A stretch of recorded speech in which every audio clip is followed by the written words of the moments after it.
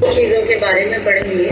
पढ़ना और समझना, कि किस तरह से पढ़ा जाता है और किस तरह से समझा जाता है। तो पढ़ना बहुत जरूरी है, क्योंकि बिना पढ़े हमें किसी भी विषय की जानकारी नहीं होगी।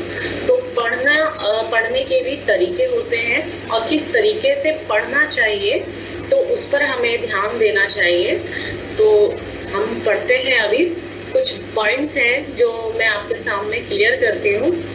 पढ़ना जो है वो लिखित सामग्री से अर्थ निर्माण की प्रक्रिया है। यानी जब पढ़ने की हम बात करते हैं तो पढ़ना हम जब ही पढ़ पाएंगे जब हमारे पास जो सामग्री है वो लिखित रूप में हो, और लिखित रूप से हम पढ़कर उसका अर्थ ग्रहण करते हैं। ये एक अत्यंत जटिल कौशल है जिसमें अनेक प्रकार की क्षमताओं का निरंतर संवाद होता रहता है, क्योंकि पढ़ना आसान नहीं है। पढ़ने का अर्थ ये नहीं है कि सिर्फ आपने किताब उठाई या आप कोई भी आर्टिकल पढ़ रहे हैं, कुछ भी पढ़ रहे हैं और फटाफट आप ऐसे पढ़ते जाएं, तो ऐसे नहीं होता। पढ़ने जो है वो अपने आप में एक जटिल प्रक्रिया है। यानी पढ़ने के लिए हमें पहले ये देखना पड़ता है हम क्या पढ़ रहे हैं। अगर हमारे सामने कविता है तो हमें उसे कैसे पढ़ना, हमारे सामने नाटक है तो उसे कैसे पढ़ना होगा, समाचार है तब हम उसे कैसे पढ़ेंगे, एक कहानी को किस तरह से पढ़ा जाता है। तो ये आपस में अलग अलग जो विधाएं हैं, इनको पढ़ना बहुत एक चुनौती का काम है। इसलिए पढ़ना जो है वो एक प्रक्रिया है और जटिल प्रक्रिया है। इसलिए हमें कुछ बातों का ध्यान रखना चाहिए जब भी हम कोई विषय या कोई विधा को पढ़ते हैं। पढ़ना एक रचनात्मक गतिविधि है, क्योंकि पढ़ने के लिए आपको सारी चीजों का ज्ञान होना जरूरी है। आपके शब्दों का उच्चारण, आपका ज्ञान, क्योंकि जब तक आपको शब्दों का अर्थ नहीं पता होगा तब तक आप पढ़ते जाएंगे तो आपको कुछ भी समझ नहीं आएगा। ठीक है। और उच्चारण किस प्रकार करना है, कब रुकना है, कितना पढ़ना है, कब कौन सा वाक्य पूर्ण हो रहा है, आपको कितना समझ आया है, तो ये सारी चीजें हैं। तो इसको हम कह सकते हैं कि ये एक रचनात्मक गतिविधि है। पढ़ना भी कहते हैं ना, अगर हम न्यूज भी पढ़ रहे हैं तो आप ऐसे पढ़िए कि सामने वाले को इंटरेस्ट आए आपकी खबरें सुनने में, या फिर कोई कविता पढ़ रहे हैं तो सुनने वाला जो है वो इंटरेस्ट लेकर आपकी कविता को सुने, या आपको खुद इंटरेस्ट आए उसे पढ़ने में।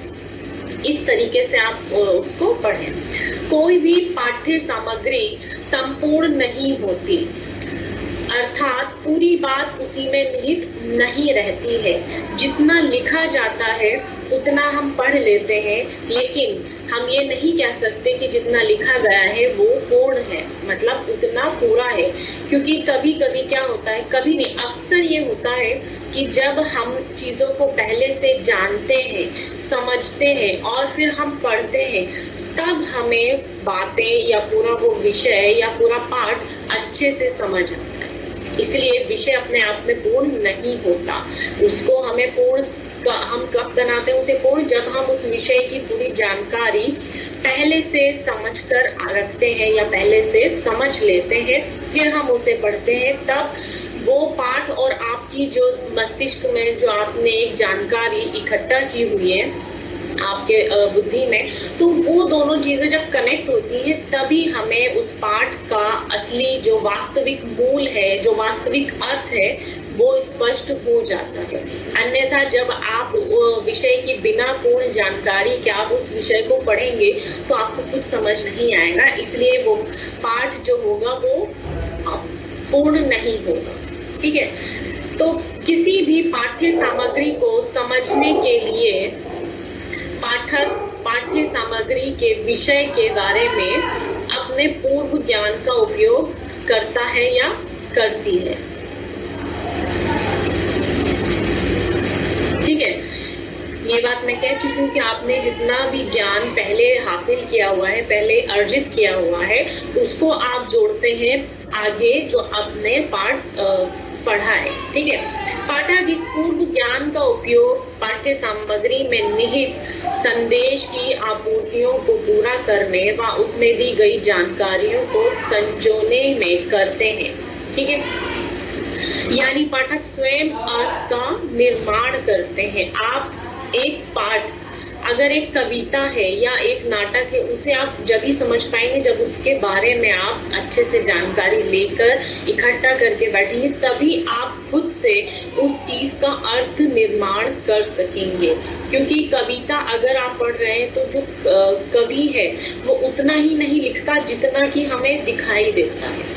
उसके अर्थ हमारे मस्तिष्क में होते हैं जब हम उसे कनेक्ट करते हैं उन चीजों से, तब एक कविता के अनेक अर्थ सामने आ सकते हैं। हम एक कविता को अनेक अर्थों से जोड़कर पढ़ सकते हैं। यही कवि का उद्देश्य होता है। कविता लिखने का या किसी लेखक का कोई रचना रचने का जो उद्देश्य है वो तभी सफल होता है जब पाठक खुद से उसका अर्थ निर्माण कर सके, उसके बारे में समझकर, उसके बारे में जानकर उसे अच्छे से पढ़ सके और अर्थ का निर्माण कर सके। पढ़ना सही मायने में धारा प्रवाह होना चाहिए, क्योंकि बिना धारा प्रवाह जब आप रुक के पढ़ेंगे तो आपको शायद अर्थ उतना क्लियर ना हो, क्योंकि पढ़ना भी एक कला है। ऐसा नहीं है कि आप ऐसा कुछ भी पढ़ लेंगे। जैसे छोटा बच्चा होता है, वो एक एक शब्द पढ़ना सीखता है, तो वो एक एक शब्द को जब पूरे वाक्य से जोड़ता है तभी उसे अर्थ समझ आता है। इसीलिए धारा प्रवाह पढ़ेंगे, तब पूरा वाक्य पढ़ेंगे तो हमें उसका जो अर्थ है वो समझ आ पाएगा। धारा प्रवाह रूप से पढ़ने का आधार है शब्दों की पहचान। जैसे अभी मैंने क्लियर किया कि शब्दों को आप समझते हैं, जानते हैं, उनके अर्थों को समझते हैं, तभी आप धारा प्रवाह पढ़ पाएंगे और उनके अर्थ को समझ पाएंगे। ठीक है, जैसे कि छोटे बच्चे को जब आप पढ़ाना सिखाते हैं या स्कूल जाता है पढ़ना सीखता है, तब वो एक एक शब्द जब पढ़ता है तो उसका अर्थ जरूर जानता है कि इस शब्द का अर्थ क्या है। और हम लोग भी जब कोई नया शब्द हमारे सामने आता है, चाहे वो किसी भी भाषा का हो, तब हम किसी आर्टिकल में या किसी किताब में, किसी विषय में नया शब्द देखते हैं तो हमें उसका अर्थ जानना बहुत जरूरी है। बिना अर्थ जाने हम धारा प्रवाह नहीं पढ़ पाएंगे और अर्थ भी समझ नहीं पाएंगे। इसलिए शब्दों की पहचान करना बहुत आवश्यक है। पढ़ना मुख्य रूप से युक्तिगत होना चाहिए। ठीक है, कुशल पाठकों में सदा एक लचीलापन रहता है। किसी भी पाठ्य सामग्री को वे इस दृष्टिकोण से पढ़ते हैं कि वे कितनी जटिल है, उसकी विषय वस्तु से वे कितना परिचित है एवं उनके पढ़ने का अपना उद्देश्य क्या है। यानी कि जो कुशल पाठक है, जो एक समझदार पाठक है, वो ये समझ के पढ़ेगा कि मुझे पहले तो मेरा उद्देश्य क्या है उसका पढ़ने का। मेरा उद्देश्य उसमें मनोरंजन के लिए है या कुछ सीखने के लिए है, ठीक है, या उसमें मेरी कोई जिम्मेदारी है। तो ये सारे मेरे उद्देश्य हो सकते हैं और इन उद्देश्यों के कारण जब मैं उस पाठ को पढ़ता हूँ या पढ़ती हूँ, तब उसके लिए मुझे एक कितना मतलब किस तरीके से पढ़ना पड़ेगा और कितना समझकर और किस प्रकार से समझकर उसे पढ़ना पड़ेगा। तो वो सारी चीजें आपस में कनेक्टेड होती हैं। अब पढ़ने के लिए प्रेरणा की आवश्यकता होती है। जाहिर सी बात है, हम किसी को भी पढ़ने, जैसे आप छोटा बच्चा है उसको भी हम बोलते हैं कि पढ़ लो, पढ़ लिख कर अच्छे बनोगे, समझदार बनोगे, है ना। छोटे बच्चे को भी थोड़ा सा लालच देते हैं, वरना वो भी कहते हैं हम क्यों पढ़ें, पढ़ने का बच्चों का मन नहीं करता है। तो इसीलिए छोटे से ही, बचपन से ही हम बच्चों को ये सिखाते हैं कुछ ना कुछ बनने के लिए, या किसी भी चीज का हम उदाहरण दे देते हैं। तो उसके लिए हम प्रेरणा एक रखते हैं सामने कि बच्चों को जब सिखाते तो आपकी ये प्रेरणा है, आप क्यों बढ़ेंगे, इसीलिए बढ़ेंगे। ठीक है, तो प्रेरणा होनी बहुत जरूरी है, वरना हम कभी भी विषय को उस प्रकार से समझ नहीं पाएंगे। जैसे कि इसमें मैं उदाहरण देती हूँ कि ये जो प्रेरणा है व्यक्ति को भिन्न भिन्न रूप से प्राप्त होती है। कैसे? जैसे विषय के प्रति आदर्श भाव। अब जैसे कि हम कोई धार्मिक पुस्तक पढ़ते हैं तो क्यों पढ़ते हैं, क्या है, हम धार्मिक पुस्तक पढ़े, हमारा क्या उसमें उद्देश्य होगा, क्या होगा। तो हम एक आदर्श के रूप में पढ़ते हैं कि धर्म जो है वो एक आदर्श के रूप में हमारे सामने रखा जाता है कि सभी जो धर्म है इंसान को नैतिकता सिखाता है, इंसान को मनुष्य होने का भाव जो है वो सिखाता है और मनुष्यता के बारे में बताता है, मानवता के बारे में बताता है, अपने कर्तव्यों का बोध कराता है। परस्पर प्रेम की बात करता है, ठीक है, इंसानियत की बात करता है, जिम्मेदारी की बात करता है। तो ये जो चीजें हैं ये सारे हमारी धर्म ग्रंथों से हमें मिलती है। तो धर्म ग्रंथ में पढ़ने के लिए हमारे उनके प्रति जो है हमारे मन में आदर्श भाव रहता है। तो एक ये है कि आदर्श भाव से प्रेरित होकर हम उन पुस्तकों को पढ़ते हैं या धार्मिक ग्रंथों को पढ़ते हैं। फिर एक जिम्मेदारी वाली बात है कि अगर हमारी कोई जिम्मेदारी है तब हमें उस चीज को पढ़ना है कि हाँ नहीं, हमें तो ये पढ़ना ही पड़ेगा। अब जैसे कि समाचार पढ़ने के लिए, किसी को सुनाने के लिए, तो उसकी एक जिम्मेदारी होगी कि भाई मुझे समाचार किस तरह से संवाददाता है तो उसको किस तरह से प्रेजेंट करना होगा। तो ये उसकी जिम्मेदारी है कि वो किस तरह से उस काम को करेगा, इसलिए वो सारी चीजों को अपनी जिम्मेदारी से जिम्मेदारी के तौर पर पढ़ता है। ये उसकी जिम्मेदारी है। एक मनोरंजन आ गया। मनोरंजन की जब हम बात करते हैं तो हम मनोरंजन के लिए कुछ भी पढ़ सकते हैं। कोई कहानी पढ़ ली, कोई कुछ भी आप पढ़ना चाहें। बच्चे जैसे कॉमिक्स पढ़ते हैं तो वो मनोरंजन के लिए पढ़ते हैं। उससे क्या होता है, उनकी पढ़ने की क्षमता जो है वो विकसित होती है। छोटे बच्चों को हम कहानियों की किताबें लाकर देते हैं कि ये पढ़ो, उसमें पिक्चर्स भी होती है, ठीक है। तो वो सारी चीजें मनोरंजन के लिए होती है। लेकिन मनोरंजन के लिए भी हमें पढ़ना पड़ता है और पढ़ना एक कला है। तो इसके लिए हमें प्रेरणा मिलती है कि चाहे हमें मनोरंजन के ही हम पढ़ रहे हैं, लेकिन पढ़ रहे हैं, हम पढ़ने का अभ्यास कर रहे हैं। और जब हमें कोई शब्द समझ नहीं आता, कुछ समझ नहीं आता, तो हम उसे जानना चाहते हैं, ठीक है। फिर हम पढ़ते हैं ज्ञान प्राप्ति के लिए, ठीक है, क्योंकि यदि आप कहीं पढ़ते हैं या कहीं पढ़ाते हैं तो आपको ज्ञान की नॉलेज होना बहुत जरूरी है। किसी भी विषय पर बात आप कर सकते हो, तो उसके लिए प्रेरित करता ज्ञान प्राप्ति के लिए। आज जिस तरह से कोरोना वायरस के बारे में लोग जानना चाहते हैं, ठीक है, क्या है क्या नहीं, तो उसके लिए ज्ञान प्राप्ति के लिए हमें पहले जो रिसर्च हुए हैं, आप डॉक्टर्स को भी रिसर्च जो है, वैज्ञानिकों को भी जब उसकी वैक्सीन तैयार करनी है, मैं उदाहरण दे रही हूँ, तो उसके लिए उन्हें जो पिछला काम हुआ है यानी रिसर्च हुआ है और जो अब हो रहे हैं, क्या रिपोर्ट सब जगह से आ रही है, तो उन सबको पढ़ने के लिए उनको कहाँ से प्रेरणा मिली? ज्ञान प्राप्ति। उनको ज्ञान प्राप्त करना है, इसलिए वो पढ़ रहे हैं। उन आर्टिकल्स को पढ़ते, उस पर रिसर्च करते, गहन अध्ययन करते, तब जाके वो अपना एक रिसर्च कंप्लीट कर पाते हैं, उस पर अपनी रिपोर्ट दे पाते हैं, ठीक है। इसी तरह समाज सुधार की बात करते हैं कि समाज में एक समय था, जैसे कि हम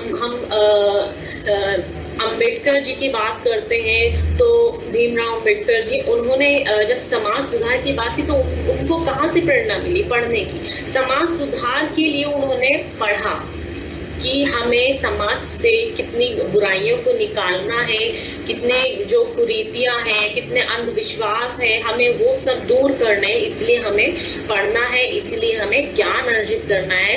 और इसी प्रकार से जितनी भी कुप्रथाएं थी, जैसे सती प्रथा थी, बाल विवाह थी और विधवा पुनर्विवाह था, तो इन सबको समाप्त करने के लिए ज्ञान की आवश्यकता थी, समाज सुधार करने के लिए पढ़ने की आवश्यकता थी। तो आप समझ रहे हैं कि यहाँ पर जो प्रेरणा है वो किन किन विषयों से हमें प्राप्त हो सकती है और हम किन किन विषयों से जुड़कर प्रेरित हो सकते हैं, इसलिए हम पढ़ते हैं। अब पढ़ना जो है आपके 3 रूप में यहाँ आएगा सामने, जैसे कविता पठन, नाट्यांश पठन और समाचार वाचन। तो हम सबसे पहले बात करेंगे कविता पर कि कविता को किस प्रकार से पढ़ा जाता है, क्योंकि कविता अपने आप में एक कह सकते हैं कि अन्य विधाओं से थोड़ी मुश्किल विधा है, क्योंकि इसका अर्थ हमें सिंपल, जब हम कहें कि सिंपल वाक्य में मैं बोलूं कि आपको सिर्फ जो लिखा है वही समझना नहीं होता है, इसके अतिरिक्त भी जो उसमें शब्दों में जो छिपा अर्थ है, जो उसके भाव में छिपा अर्थ है, वो आपको देखना होता है, वो पढ़ना और समझना बहुत जरूरी होता है। इसीलिए कविता का पाठ करना, कविता पढ़ना एक चुनौतीपूर्ण कार्य है।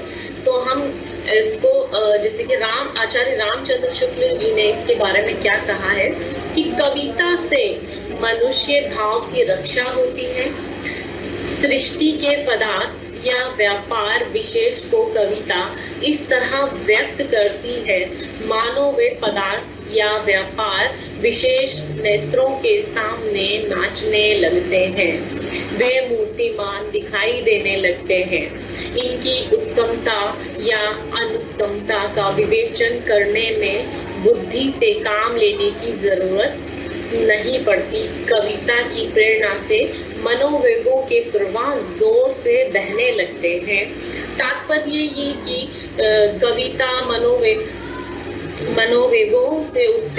मनोवेगों को उत्तेजित करने का एक उत्तम साधन है। तो ये कविता के बारे में रामचंद्र शुक्ल जी कह रहे हैं कि जो हमारे अंदर कविता क्यों पढ़ते हैं, कविता से हमारे जो मन के जो भाव हैं वो उत्तेजित होते हैं, ठीक है। और कविता जो है एक सृष्टि के पदार्थ का व्यापार विशेष को कविता इस तरह से व्यक्त करती है कि वो हमारे आंखों के सामने आ जाते हैं, यानी कि हमें साक्षात दिखाई देने लगते हैं, ऐसा आभास कराती है, ठीक है। तो इस तरह से कविता पढ़ी जाती है।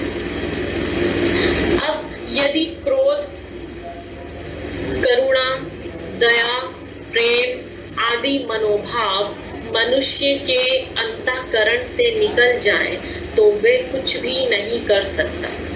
कविता हमारे मनोभावों को उच्छ्वासित करके हमारे जीवन में एक नया जीव डाल देती है। कविता क्या करती है? क्रोध है, करुणा, दया, प्रेम जैसे मनोभावों को निकाल देती है और वहां पर क्या होता है, हमारे मनोभावों को उच्छ्वासित कर देती है और एक नया जीवन हमारे अंदर प्रवाह लेने लगता है। हम कहते हैं ना, हमें एक नया जीवन प्रदान करती है। वो इस प्रकार से कविता के अंदर ये गुण होता है। हम सृष्टि के सौंदर्य को देखकर मोहित होने लगते हैं। कोई अनुचित या निष्ठुर काम हमें असह्य होने लगता है। हमें जान पड़ता है कि हमारा जीवन कई गुना अधिक होकर समस्त संसार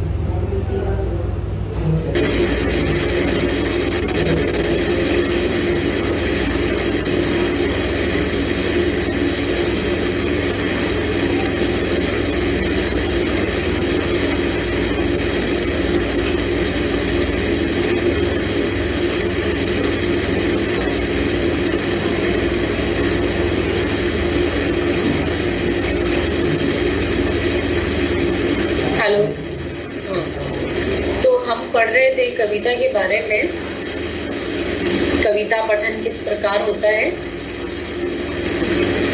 तो हमें जान पड़ता है कि हमारा जो जीवन है कई गुना अधिक होकर समस्त संसार में व्याप्त हो गया है। अब कविता क्या है? जब कवि भावनाओं की प्रसव से गुजरते हैं तो कविताएं प्रस्फुटित होती हैं। ये आचार्य रामचंद्र शुक्ल के विचार थे कविता को लेकर। अब कविता को कैसे पढ़ें ये बहुत जरूरी है और कविता को पढ़ते हुए हमें कुछ बातों का ध्यान रखना बहुत जरूरी है। जैसे कि आरंभ करना, हम कविता पढ़ते हैं तो हमें कैसे पढ़ना चाहिए। सावधानी पूर्वक पढ़ने का उद्देश्य कविता के अर्थ पर सवाल उठा पाए, मतलब हम ये सोच के पढ़ें कि हमें क्या पढ़ना है, अब कैसे पढ़ना है। तो इस तरह से कविता नहीं पढ़ी जाती। कविता एक फ्लो में पढ़ी जाती है, लेकिन कविता का एक रूप उसके अर्थ का ही एक हिस्सा होता है। जैसे कि उदाहरण मैं देती हूँ, कविता में पुनरावृत्ति, किसी शब्द पर जोर देना, शब्दों की बनावट कैसी है उसकी जैसे लक्षण जो है वो कविता के महत्व को बढ़ा देते हैं। हमें कविता पढ़ते समय इन बातों का बहुत ध्यान रखना चाहिए कि किन शब्दों पे हमें जोर देना है और किन शब्दों पे हमें थोड़ा रुकना है। इस तरीके से कविता पढ़ी जाती है। और जो कविता के जो रूप है, तकनीक है और उसकी अनदेखी जो विशेषताएं हैं, उस पर जब हम बात करते हैं तो ये कविता की व्याख्या के लिए बहुत जरूरी भी होता है और ये बहुत प्रभावी बिंदु है कि हम इन सब पर बात करें, इन सबको समझे, तभी हम कविता को पढ़ पाएंगे। बिना इन बिंदुओं को जाने, बिना इन पॉइंट्स को जाने हम कविता को समझ ही नहीं पाएंगे और कविता को उचित रूप से सही ढंग से पढ़ नहीं पाएंगे। पढ़ने के लिए हमें इन सारी बातों को जानना बहुत जरूरी है। और कविता, जैसे कि ये सबको पता ही है, कविता के अंदर एक लय होती है, एक ध्वनि होती है, ठीक है, एक संगीत छुपा होता है उसमें, ये उसका बहुत गुण है ये उसका। तो वो चीज जो है उसको भी ध्यान में रखकर हमें कविता को पढ़ना चाहिए। आरंभ करते हैं तो आरंभ करते समय एक कि पहली बार जब हम पढ़ते हैं तो पहली बार पढ़ने से हमें ये नहीं सोचना चाहिए कि हम जब शुरू कर रहे हैं पढ़ना तो हमें एक ही बार में कविता समझ आ जाएगी, ऐसा बिल्कुल नहीं है। तो हमें ये नहीं सोचना चाहिए, हमें पहले समझना चाहिए कि पहली बार कविता पढ़ते समय उसका सामना जो है कि हम क्या पढ़, हमारे सामने जो कविता है उसका रूप क्या है, वो किस तरह से लिखी गई है, ठीक है। इसीलिए वरना हमें नहीं पढ़ना चाहिए। यदि हम कविता को पढ़ने की कला नहीं सीख सकते तो हमें कविता नहीं पढ़नी चाहिए, क्योंकि जब तक हमारे अंदर वो कला विकसित नहीं होगी, हम उन शब्दों का ध्यान नहीं रखेंगे, हम उसको 1 से 2 से 3 बार नहीं पढ़ेंगे, हम उसे समझकर नहीं पढ़ेंगे, तो कविता पढ़ना व्यर्थ होगा हमारा। कविता एक तरह से कोड के रूप में हमारे सामने होती है, जिसे हमें अनकोड करना पड़ता है, और जो प्रत्येक उसमें विवरण दिया जाता है वो एक दूसरे से संबंधित होता है, और एक ही विवरण होगा लेकिन एक दूसरे से संबंधित होगा, जुड़ा होगा, ठीक है। और जब तक वही हम जो पाठक है वो उसको, या जो कविता पढ़ने वाला है, उस कोड को क्या करता है, अनदेखा कर देता और सीधा सीधा पढ़ता जाता है, तो ऐसे कविता का अर्थ वो नहीं ग्रहण कर पाएगा, ठीक है। तो एक कविता मैं आपको अगर पढ़ के, विलियम्स की एक कविता है, उन्होंने अपनी पत्नी को एक कविता लिखी है, तो 4-5 पंक्तियां हैं, तो मैं उनकी ये कविता पढ़ के सुनाती हूँ। ये सब तुम्हारे लिए था बुरी औरत, मैं एक कविता लिखना चाहता था जो तुम समझोगी मेरे लिए क्या अच्छा है, अगर आप इसे समझ ही नहीं सकते हैं, लेकिन तुम्हें कड़ी मेहनत की कोशिश करनी है।